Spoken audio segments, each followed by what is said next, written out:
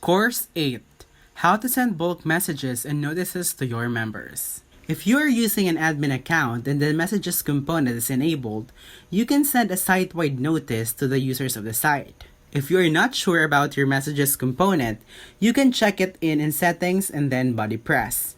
It's very simple to send a site-wide notice. If you want to send a notice to all users, you have to open the message composer on front end, insert the text that you want to send to your users, but instead of fill the field sent to, check the box "This is a notice to all users." At this point, you can send the notice as a standard message and clicking on Send Message. The notice that you sent will be shown to users through the widget BuddyPress Site-Wide Notices. So if you place it in the sidebar, the users will see their all new notices and they will be able to close them when they prefer. You can see the history or all site-wide notices sent in message and then notices. From there, you can delete or just disable a notice. If you disable it, the notice will be no longer displayed in the widget and you can reactive when you want to show it again.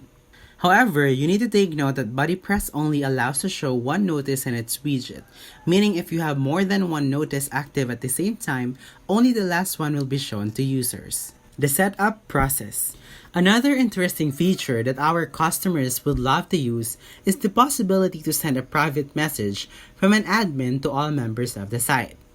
Unfortunately, BuddyPress allows to send a message to multiple receivers, such as a group conversation, but not to send a message to many single receivers or to all members of the site.